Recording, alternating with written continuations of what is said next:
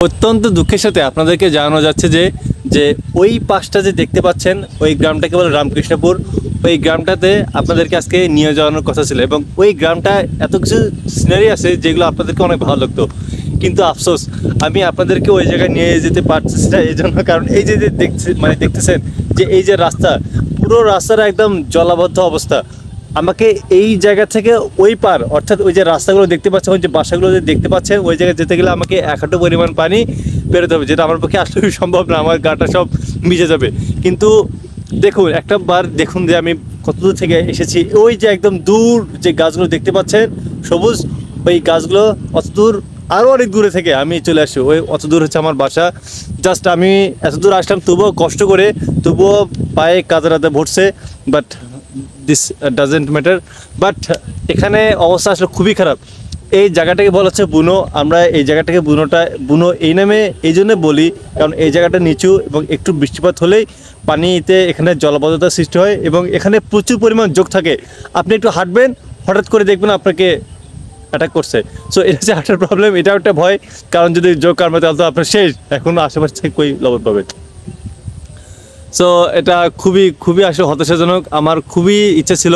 আর আপনাদেরকে আরেকটা বিষয় দেখায়, এই যে পেছনে যে একটা গাছ দেখতে পাচ্ছেন, ওই গাছের নিচের অঞ্চলটাকে বলা হতো মানে সরের তল, অর্থাৎ ওটা কোনো সরের গাছ। আমি আসলে শিওর জানি না যে আসলে এমন নামে কোনো গাছ আছে কিনা।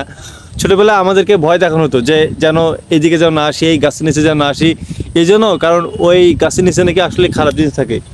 আসলে কি থাকে আমি আসলে বুঝি না বা কখনোই কোনো কিছু পাইনি, এবং হয়তো থাকতেও পারে, বলা তো যায় না। সো এই জন্য আসলে খুব একটা এই দিক দিয়ে আসলে আমি সহজে যাতায়াত করি না। আমি প্রায় যাতায়াত করি আরও ওই সাইড দিয়ে, কারণ ওই সাইড দিয়ে যাতায়াতে আমার অনেক সুবিধা হয়। এই সাইড দিয়ে আসলাম কারণ এই পাশ দিয়ে রাস্তাটা একটু ভালো ছিল, যাতায়াতে অনেক একটা ভালো ব্যবস্থা ছিল, এই জন্য আমি শর্টকাটে চলে আসলাম। বাট এটা আসলে মেয়ের মতো নয়, এই পাশ দিয়ে আসলে যাওয়াটা আসলে পসিবল না। সো ঈদের দিনটাকে আপনারা হয়তো অনেকেই বিভিন্নভাবে এনজয় করতেছেন। আমার এনজয়টা হচ্ছে এমনই, আমার আজকে হচ্ছে ঈদের 3য় দিন। আমি এখন পর্যন্ত বাসার বাইরে বা দূরবর্তী কোথাও যাইনি। সকালে নদীর পাড়ে ঘোরাফেরা, দুপুরে একটু ঘুমাই খাওয়া দাওয়া করে, এবং বিকালের বেলাটা হচ্ছে আমি এই জমি জমাটা এগুলোতে ঘোরাফেরা করে। আমি এখন আসলে বের হবো না, 1 সপ্তাহ নিয়ত করছি যে 1 সপ্তাহের মধ্যে কোথাও বের হবো না। 1 সপ্তাহ পর বন্ধু বান্ধবের সাথে একটু আড্ডা ফাড্ডা দেবো, একটু এনজয় করবো। কারণ যখন নর্মাল মানুষের ঈদ শেষ হয়, সেখান থেকে আমি কাজ শুরু। আপনাকে আসলে একটা অন্যরকম একটা আইডেন্টিটি মানে থাকতে হবে, আপনাকে অন্যরকম একটা আপনাকে তৈরি করতে হবে। সবার মতো যদি আপনি হন তাহলে বিষয়টা কেমন না, সবাই একভাবে করবে, আপনি কাজটা অন্যভাবে করেন। আপনি যদি পারেন আপনি কাজটা অন্যভাবে করেন, আপনার দ্বারা যদি ওই কাজের মাধ্যমে যদি অন্য কারোর ক্ষতি না হয়, সো আপনি যদি মনে করেন যে আপনার ওই কাজটাগুলো উপকার হয় তো করেন না, সমস্যা কি। সো আমি একটু এক্সেপশনালভাবে এই কাজগুলো করার চেষ্টা করি। সো সবাই যেভাবে উদযাপন করুক, আমি না একটু অন্যভাবেই করি। So this is my character, okay. So আপনারা ঈদের যেখানেই যান একটু সাবধানতার সহিত আশেপাশে একটু ঘোরাফেরা করবেন, কারণ বর্তমানে আমরা এমন একটা পরিস্থিতিতে বসবাস করছি যে এখানে আসলে নিরাপত্তা বলতে কোনো কিছু নেই। আপনার যদি কোনো একটা অঘটন ঘটে, আপনার মা বোনের বা আপনার সঙ্গী যদি অঘটন ঘটেন, এই দায়ভার কিন্তু আসলে কেউ নেবে না। কারণ এখন সবাই বাইরে থাকবে, একটা মানুষের সাথে হঠাৎ করে আলোচনা কলিশন হতেও পারে, এখানে যে কোনো একটা প্রবলেম ক্রিয়েট হতেই পারে। সো এটা নিয়ে আসলে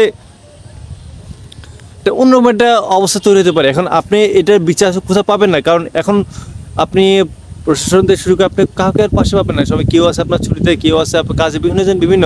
সো আমার কাছে মনে হয় যে আপনাকে প্রথমে সেফটি ফার্স্ট এই বিষয়টা নিশ্চিত করতে হবে। আপনি আপনার সঙ্গিনীকে বাইরে নিয়ে যাওয়ার পূর্বে আপনাকে এটা চিন্তা করতে হবে যে আপনি তাকে যেখানে নিয়ে যাচ্ছেন ওখানে যদি কোনো প্রবলেম হয় আপনি ওটাকে সলিউশন তৈরি করতে পারবেন কিনা। কারণ এটা নর্মাল, এখন বাংলাদেশে এগুলো অ্যাভেলেবেল হচ্ছে যে আপনার স্ত্রীকে আপনি নিয়ে যাচ্ছেন, আপনার স্ত্রী ধর্ষণের শিকার হচ্ছে, আপনার স্ত্রীকে তুলে নিয়ে যাচ্ছে, আপনার বিচারটা কই পাবেন বলুন। আজকে বাংলাদেশে কোনো ধর্ষণের বিচার আছে? আজকে বাংলাদেশের দুর্নীতি কোনো বিচার আছে? একটা সময় বাংলাদেশে ছিল দুর্নীতি প্রত্যেক বছরই হয়, আগে থেকে এই সৃষ্টিলগ্ন থেকে দুর্নীতি হয়ে যাচ্ছে, কম বেশি। বাংলাদেশ তো আরও মানে দুর্নীতি, এটা স্বাভাবিক। দুর্নীতি এমন একটা পর্যায়ে চলে আসছে যে এটা একটা স্বাভাবিকের মতো অবস্থা তৈরি আসছে। বাট আগে মানুষের একটা লজ্জা ছিল যে দুর্নীতি করার চিন্তাভাবনা করতো বা লোক লজ্জার ভয় গেলো গোপন রাখতো। বাট এখন এমন একটা অবস্থা তৈরি হয়ে গেছে যে মানুষ দুর্নীতি করাটাকে মনে করে যে এটা অনেক বড় একটা কিছু করে ফেলছে। যা প্লাস গোল্ডেন পাইলে মানুষের যেরকম নিজেকে বড় হবে, সো দুর্নীতিবাজ, তারপর ধর্ষণ, চাঁদাবাজি, সন্ত্রাসগিরি এগুলো করাটাকে মানুষেরা এখন এটাকে একটা মনে করে যে আমি কি না কি হয়েছে, মানে মুই কি হনুরে, গ্রামে একটা কথাবার্তা আছে মুই কি হনুরে। সো এমন একটা অবস্থা তৈরি হয়ে গেছে। সো আপনারা বাইরে বেরোনোর পূর্বে নিজের সেফটি নিজেকে ব্যবস্থা করতে হবে, কারোর ওপর নির্ভর করে আপনি যাবেন না। আপনার পরিবারকে বাঁচানোর দায়িত্ব কিন্তু আপনারই। আপনার যত যাবতীয় মালটা আছে, যত কিছু আছে আপনার ফ্যামিলির, সব কিছু রক্ষা করার দায়িত্ব কিন্তু আপনারই। আপনি কারোর ওপর নির্ভরশীল করতে পারেন না। এখন দেশের যে অবস্থা, এই ভয়াবহ অবস্থার মধ্যে একমাত্র আপনার সেফটি আপনাকে নিজের কাছে নিতে হবে। আপনি অন্যের উপর কোনোভাবে এই দায়িত্বটা চাপিয়ে দিতে পারেন না। এখন আমাদের প্রত্যেক মানুষের উচিত যে নিজের দায়িত্ব নিজের কাছে নেওয়া। আপনার যে কোনো বিষয়, যে কোনো অঘটন ঘটলে আপনি কাউকে সাহায্য পাবেন না, এটাই বাস্তবতা। আপনি দেখেন, আপনার আজকে আমি আপনার ইনশিওর করতেছি যে আপনার মা বোন বা স্ত্রী, আপনার কেউ যদি ধর্ষণ শিকার বা কোনো যদি একটা খারাপ পরিস্থিতির সম্মুখীন আপনি বিচার যেতে চান, যেগুলো হাজারটা কাহিনী, আপনি একটা দুর্নীতি বিচার করতে চান, দেখবেন আপনার সাথে কেউ অন্যায় করছে, আপনি দুর্বল, আপনার টাকা পয়সা নেই, আপনি বিচার পাবেন কিনা।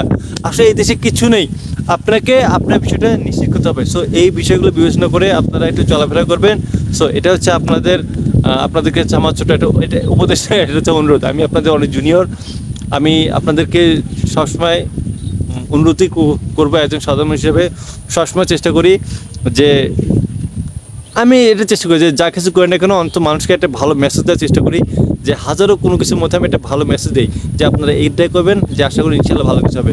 সো আশা করি আপনাদের এই যাত্রা এবং পরবর্তী জীবন অনেক ভালো কাটবে। ভালো থাকবেন, সুস্থ থাকবেন। মোবারক।